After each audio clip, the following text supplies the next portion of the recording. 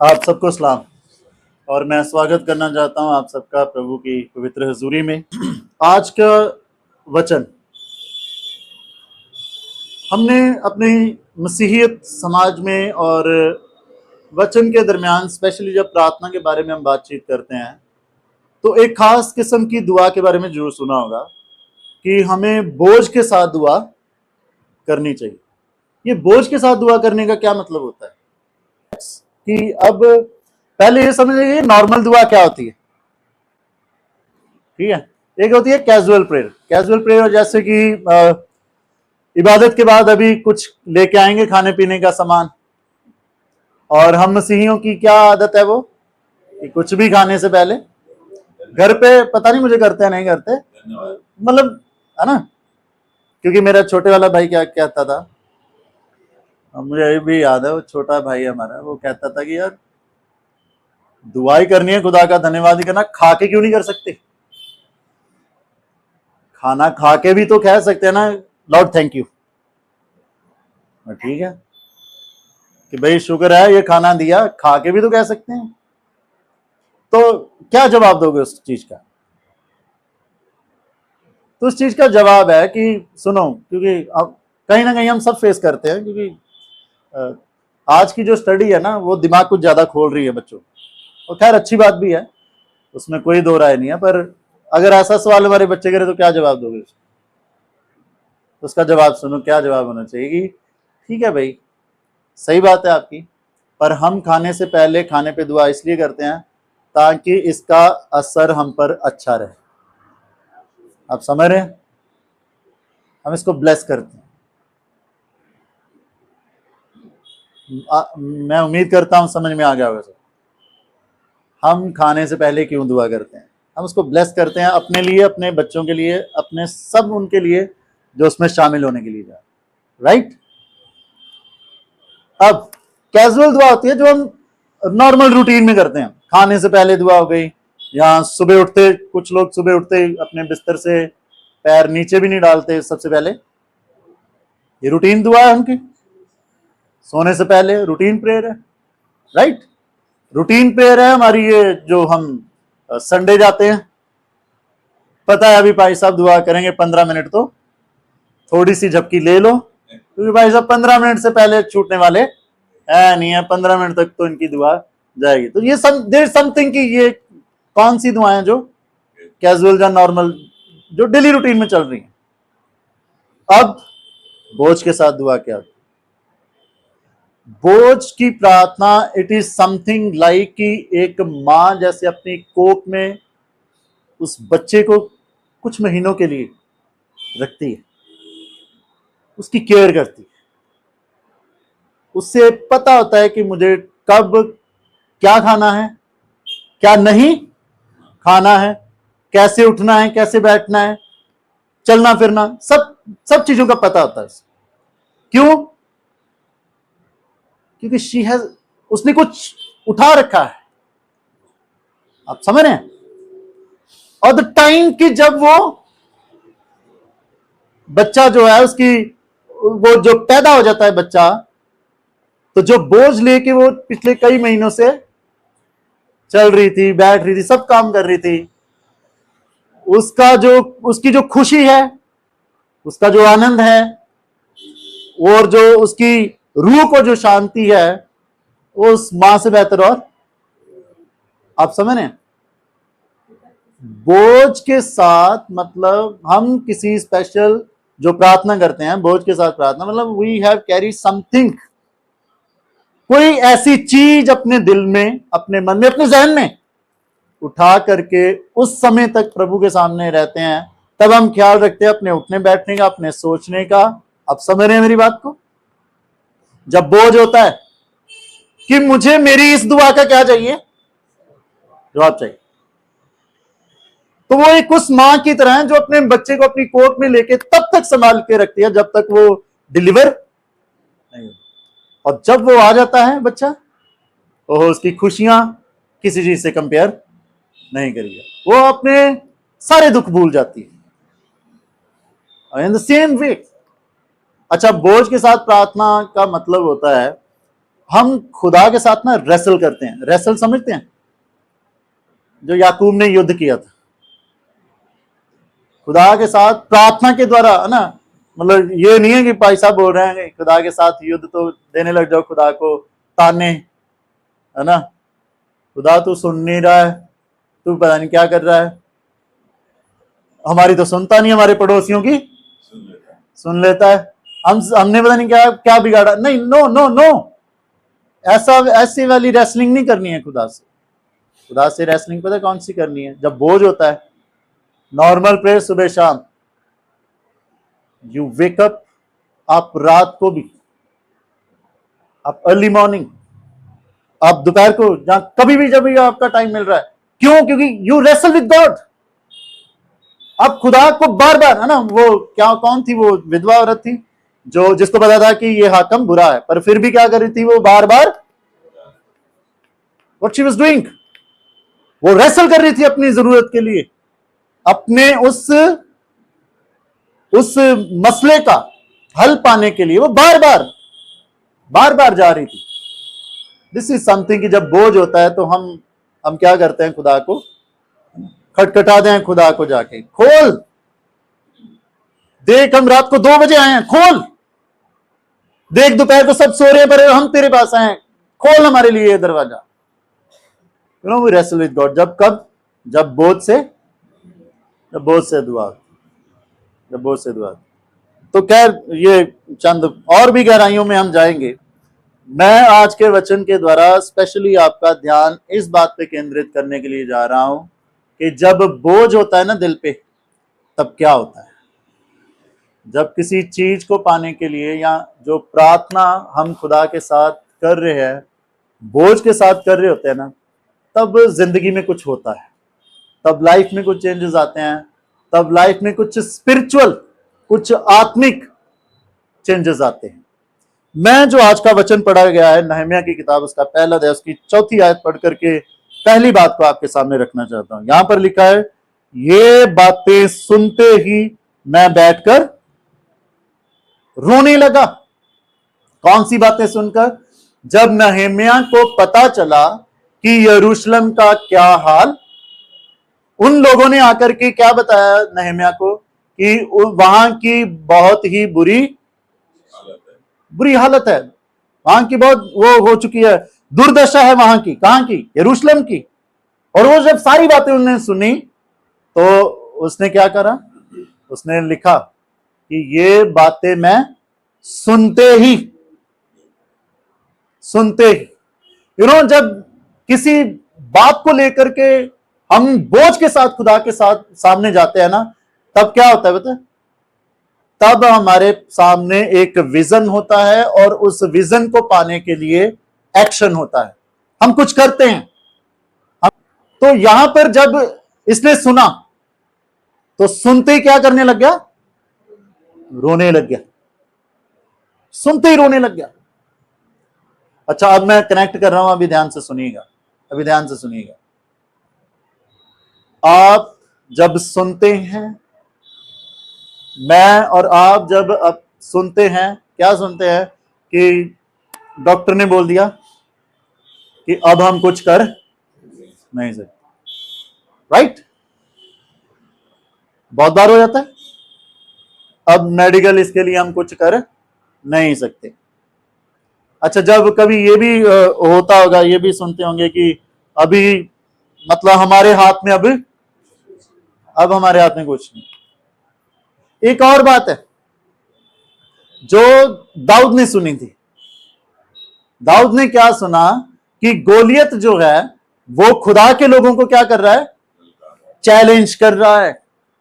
जब ये लगे कि सिचुएशंस क्या कर रही हैं, हमें चैलेंज कर रही हैं, तो क्या करना है? ये चीजें सुनते ही क्या होना चाहिए?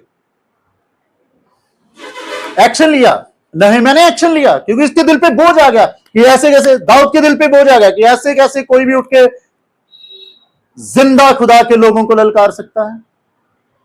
क्या वो बात, जब ऐसी कोई बात हमारे दिल में हमारे सामने आती है, तो ये बात क्या हमारे दिल में आती है? ये ऐसे कैसे यार, जब दिल में आता है ना कुछ बोझ की, नहीं यार हमारा खुदा जिंदा है, वो सब कुछ सही करने वाला खुदा है, तो फिर एक विजन आता है कि वो अब सही कैसे होगा। सही कैसे होगा?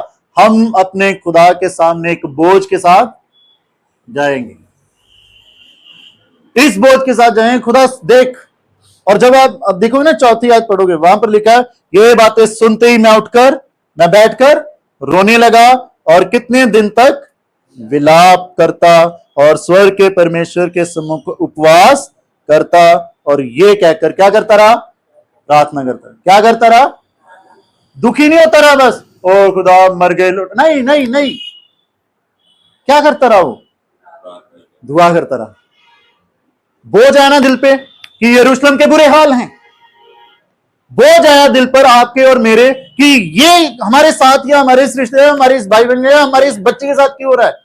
मैं, आपको याद होगा, मैंने पहले भी इस बात पे प्रचार किया था कि जब आप अपने अजीजों को दुखी देखते हो तो क्या करते हो? क्या करते हो? है ना, मैंने बताया था, बहुत बार हम जजमेंट करते हैं ना, ये तो है ही ऐसे, इनके साथ तो ऐसे ही, इनके साथ तो ऐसे ही। खैर, मैं जिस बात की ओर आपका ध्यान दे रहा हूं वो ये कि जब इसने देखा कि बोझ है, दुर्दशा है, तो इसने क्या डिसीजन किया कि मैं प्रार्थना करूंगा, उपवास करके मैं प्रार्थना करूंगा, उपवास करके मैं प्रार्थना करूंगा। यू हैव विजन कि अब मुझे क्या करना है, ये बोझ है, इस बोझ को लेके कैसे खुदा के सामने जाना है। यू हैव विजन, आप दुआ करते हैं। मैं दूसरी चीज देख रहा था कि जब बोझ के साथ दुआ होती है तो पता है क्या होता है? फिर हम जिद्दी होते हैं, हम खुदा के सामने क्या बनते हैं? जिद्दी बनते हैं, हमें लेना ही। मैं कुछ बिब्लिकल एग्जाम्पल आपके सामने रख रहा हूं, ध्यान से सुनिएगा। सबसे पहली एग्जाम्पल मैं रख रहा हूं उत्पत्ति की किताब से, उसका 32 अध्याय पढ़ेंगे तो वहां पर 22 आयत से जब आप पढ़ेंगे तो याकूब का मल युद्ध हो रहा है, किसके साथ? खुदा के फरिश्ते के साथ। आप पढ़ोगे तो आपको पता चलेगा। जब मल युद्ध हो रहा है तो लड़ते लड़ते क्या होगी? सुबह आ गई। जब सुबह आ गई तो फरिश्ते ने कहा कि मुझे छोड़, भोर का समय हो रहा है, मुझे जाने दे। तब याकूब ने क्या कहा? जब तक तू मुझे बरकत, जब बोझ होता है ना दिल पे, तब क्या होता है? खुदा तब तक मांगना नहीं छोड़ेंगे जब तक तू हमें बरकत नहीं देता। आप समझ रहे हैं? जब तक तू हमें बरकत नहीं देता। और तब तक क्या हुआ था? उसका नाम बदला गया। किसका? याकूब का। याकूब का मतलब क्या था? धोखा देने वाला। और उसके बाद उसका नाम क्या रखा गया? इज़राइल। आज के बाद तेरा नाम क्या होगा? इज़राइल। जो आज तक वो नाम क्या है? जिंदा है। जब हम, अच्छा, हमारी जिद भी ना सही होनी चाहिए, हमारी जिद भी सही होनी चाहिए, है ना। कोई एक मैं देख रहा था, नई नई शादी हुई ना, तो नई नई शादी में बड़े खुशी और बड़े चाव होते हैं ना। तो एक दिन बंदा था अपनी पत्नी की हर बात मानता था। तो एक दिन उस पत्नी ने कहा कि आप मेरी हर जिद मान लेते हो, क्या ऐसे करते रहोगे? मैं कोई भी जिद करूंगी तो आप ऐसे पूरी करती रहोगे? तो उस पति ने जवाब दिया कि हाँ, मैं करता रहूंगा, पर जो तेरी जिद जायज होगी मैं वो पूरी करूंगा, जो तेरी जिद जायज नहीं है वो पूरी नहीं कर। आप समझ रहे हैं मेरी इस बात को? हम दुल्हन है अपने खुदा की, हमारी जिद भी जो है ना वो क्या होनी चाहिए? जायज होनी चाहिए। आप समझ रहे हैं? हमारी जिद भी जायज होनी चाहिए। तो जायज जिद खुदा क्या करता है? हम इतने समझदार हैं, हमें पता होता है कि हम जो मांग रहे हैं वो सही है या नहीं। आप समझ रहे हैं मेरी बात को? जिद क्या है? हर बंदे को पता होता है कि उसकी जिद कितनी जायज है और कितनी सही नहीं है, इतनी सही नहीं है। तो जब बोझ के साथ दुआ आती है ना, फिर हम जिद के साथ खुदा से मांगते हैं। एक और जगह जिद, जो जब आप प्रेरितों के काम आप 12 अध्याय पढ़ेंगे ना, तो प्रेरितों के काम 12 अध्याय में क्या हो रहा है कि जब पतरस को जेल में डाल दिया गया, तो जेल से कैसे, वो मैं सारा इंसिडेंट नहीं बताने वाला कि कैसे वो वहां से निकला, तो जैसे वो निकला खुदा का फरिश्ता उसे गाइड करा। अच्छा, पतरस को लग रहा है कि ये सब सपना चल रहा है, उसको लग रहा है कि ये सब सपना चल रहा है, पर एक पॉइंट ऐसा है जब उसे आगे पता चला कि हाँ मैं आजाद हो चुका हूं। वो रात का टाइम था, तकरीबन आधी रात का टाइम होगा जब वो वहां पर आया। जब आप प्रेरितों के काम 12 अध्याय उसकी 12 आयत से पढ़ना शुरू करोगे तो आपको पता चलेगा कि जो पूरी कलीसिया थी वो क्या कर रही थी, वो दुआ कर रही थी। वो ये सोच के आराम से नहीं बैठ गए थे कि पतरस जेल में है तो कोई नहीं, आप 10-15 मिनट दुआ कर लो, बाद में अपने अपने घरों में। नो, आप जब वचन पढ़ोगे आपको पता चलेगा पूरी कलीसिया वहां पर बैठी थी और पूरी कलीसिया क्या कर रही थी, दुआ कर रही थी। वो जिद के साथ बैठे हुए थे। तो जब बोझ होता है ना, तब जिद होती है खुदा के साथ कि खुदा हमें तो ये चाहिए अब, और तुझसे ही चाहिए, और तुझसे ही चाहिए। नेक्स्ट चीज जो मैं देख रहा था, जब बोझ के साथ दुआ आती है ना, फिर हम हलीम हो जाते हैं। फिर हम क्या हो जाते हैं, हलीम हो जाते हैं। हलीम भी होते हैं दो सेंस में, सुनिएगा ध्यान से। जब हम हलीम होते हैं ना, तब हम लोगों की बातों का बुरा नहीं मानते, ये पक्की बात है। मैं एग्जांपल दे रहा हूं। बोझ के साथ गई थी हन्ना हैकल में, और जब हैकल में गई थी तो उसे क्या बोला जा रहा है कि तू कब तक नशे में रहेगी। उसने बुरा माना? ये तो मैं हैकल की बात कर रहा हूं। अगर आप शुरू से वचन पढ़े तो वचन में क्या है कि उसकी जो सौतन थी वो उसे क्या करती थी, बातें सुनाती थी। पर हैव यू एवर कि आपने कहीं पढ़ा है ऐसा कि हन्ना ने उसकी बातों का कोई नेगेटिव जवाब दिया? नहीं, उसने कभी जवाब नहीं दिया। ऐसा बाइबल में दर्ज ही नहीं हम पाते कि उसने, अच्छा उसने एली को भी कोई ऐसा जवाब नहीं दिया कि आप कैसे कह सकते हो मैं ये सोच रहा था, अगर आज बोल के देख लो, आज बोल के देख लो, किसी भी कलीसिया के किसी भी बंदे को रैंडमली बोल के देख लेना, और भाई आंखें लाल हो रही हैं, क्या क्या खाया है आज, गुस्सा कर लेंगे लोग। रैंडमली जस्ट मजाक के मूड में बोल के देख लेना, लोग गुस्सा कर लेंगे। बोले आपके मुंह पे ना, बोले मैं पीठ पे जा, नहीं नहीं यार भाई साहब को ऐसे थोड़ी बोलना चाहिए था, भाई साहब है, उनको पता होना चाहिए। अरे आप समझ रहे हैं, पर उसको तो मुंह पे ही बोल दिया, तू कब तक नशे में रहेगी, कब तक नशे में रहेगी। बट शी नेवर माइंड, उसने गुस्सा नहीं। जब बोझ के साथ प्रार्थना हो रही होती है ना, वी नेवर माइंड कि लोग हमारे बारे में, क्योंकि हो सकता है कि आप जिस दुख से, आप जिस पीड़ा से निकल रहे हो, लोग उसी को लेकर के आपको बात सुना दें, लोग उसी को लेकर के आपको बात सुना। हो जाता है, बहुत बार हो जाता है, हो जाता है, पर हम नहीं माइंड करते जब बोझ के साथ हमारी दुआ खुदा के साथ। अच्छा, मैं एक और चीज देख रहा था, और चीज मैं क्या देख रहा था कि जब हम हलीम होते हैं, हम सब्र के साथ ना खुदा की वेट कर रहे होते हैं, हमारे अंदर सब्र होता है। जब बोझ के साथ प्रार्थना हो रही होती है तो हलीम हम इस कदर हो जाते हैं कि कोई बात नहीं यार, देगा खुदा, आएगा टाइम, उसका टाइम जब आएगा वो अपने आप ही दे दे।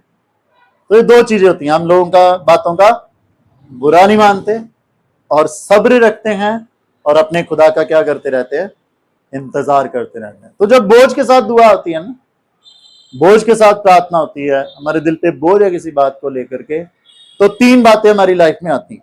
सबसे पहली बात, हम एक्शन करते हैं, कोई काम करते हैं। ये नहीं है कि हाँ भाई बोझ के साथ दबे हुए हैं तो उस दुख में क्या करते रहो, दुखी होते रहो और बैठे रहो। नो, हम क्या करते हैं, नहम्याह ने क्या करा, सुनते ही कि अच्छा ये दुख है, ये परेशानी है, ये बोझ है, तो उसने क्या किया, उपवास रखा, है ना, और क्या किया, दुआ करी, कुछ किया। जब बोझ होता है कुछ करना होता है, दुखी नहीं होकर बैठे रहना होता है, परेशान नहीं होकर बैठे रहना, सिर्फ आंसू नहीं बहाते रहना है ये दीवार के साथ लग के या किसी और कोने पे नो, वो ठीक है, दुख है, पर उस दुख को लेकर के किसके पास जाना है ना।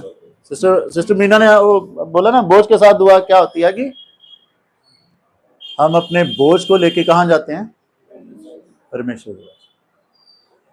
क्यों, क्योंकि ये सारे थके और बोझ के साथ दबे हुए लोगों मेरे पास तो कुछ किया जाता है, जाया जाता है। जब बोझ है दिल पे, जब बोझ के साथ प्रार्थना है, तो वो बोझ लेके बैठे नहीं है, वो खुदा के पास जाते हैं। दूसरी बात, जब हम बोझ के साथ प्रार्थना करते हैं तो हम खुदा के सामने क्या हो जाते हैं, जिद्दी। दूसरी बात, हम जिद्दी हो जाते हैं कि खुदा आपसे ही हमें लेना है, अब देना ही पड़ेगा।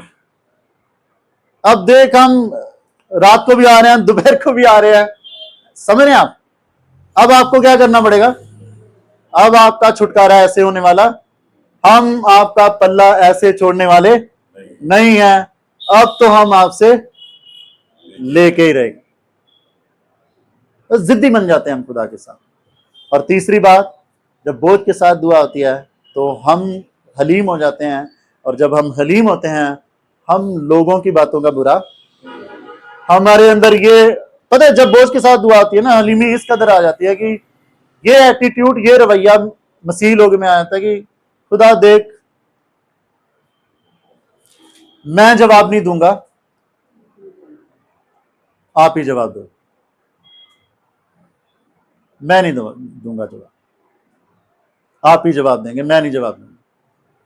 हमारे अंदर इस कदर सब्र आ जाता है कि भले वही सेम ब्लेसिंग हमारे पड़ोसियों को भी जरूरत है, उनको मिल गई है, हमें अभी तक भी नहीं मिली है, तो हम उस बात का क्या रखते हैं, सब्र रखते हैं कि हमें भी मिल जाएगा। आप समझ रहे हैं मेरी बात को, हम सब्र रखते हैं जब बोझ के साथ दुआ आती है। लास्ट में मैं एक आयत पढ़ के खुदा के कलाम को खुदा के हाथों में सौंपना चाहूंगा। जबूर 38, जबूर 38 उसकी 9वीं आयत। हे प्रभु, मेरी सारी अभिलाषा तेरे सामने और मेरा कराना तुझसे छिपा नहीं। अगर आज हम में से कोई भी अपने इस बोझ के साथ बैठा हुआ है ना, तो जब बोझ होता है तो हमारी ये प्रार्थना होती है, खुदा देख, मेरी सारी अभिलाषाएं, मेरी सारे जो भी मेरी विनतियां हैं, वो किसके सामने हैं, तेरे सामने है, और मेरा कराना तुझसे छिपा, कि मैं कितने बोझ के साथ तेरे पास आ रहा हूं, ये खुदा तुझसे छिपा, और वाकई खुदा से छिपा हुआ नहीं है। यू नेवर थिंक कि आप कितने टाइम से एक बोझ के साथ खुदा की हुजूरी में आगे बढ़ रहे हैं, तो जवाब नहीं मिल रहा है, तो इसका मतलब ये नहीं कि खुदा से, है ना, खुदा आपका कराना छिपा हुआ है, नहीं, उसके सामने है सारी बातें, और वो अपने एक परफेक्ट टाइम के साथ आपके इस बोझ से आपको क्या करेगा, नजात करे देगा, और आपको अपनी बड़ी गवाही के लिए तैयार करेगा। तो वो अपने कलाम के द्वारा हम सबको बहुत बरकत दे, आमीन। आइए हम दुआ मांगे। प्रभु पिता परमेश्वर जी, हम धन्यवाद के साथ आपके शरण में आते हैं और आपका शुक्र करना चाहते हैं प्रभु जी, कि आपने हमें अपने रूह पाक की हिदायत से पिता परमेश्वर जी अपनी हजूरी में आगे बढ़ने की बरकत दी, और हम पर रहम किया कि हम प्रार्थना जो हमारी मसीही जिंदगी का एक अहम हिस्सा है, तो इसमें हम एक बेहतर रीति से आगे बढ़ सकें। और बोझ के साथ प्रार्थना करना प्रभु जी, हमारी जिंदगियों में कभी ना कभी ऐसा दौर आ ही जाता है कि जब हम एक बोझ को लेकर के आपकी शरण में आगे बढ़ते हैं। हे पिता, हमारी प्रार्थनाओं को कबूल करना, जो भी हम प्रभु जी लेकर के आपके सामने आगे बढ़ते हैं, क्योंकि आप तो सुनने वाले खुदा हैं। हमारी तमाम अभिलाषाएं आपके सामने हैं, और हमारा कराहना प्रभु जी आपसे छिपा हुआ नहीं है, आप देखते। प्रभु हमें नजात दें, हमें बरकत दें, और अपनी महिमा के गवाह बनें। प्रार्थना यीशु मसीह के नाम से मांगते हैं, आमीन।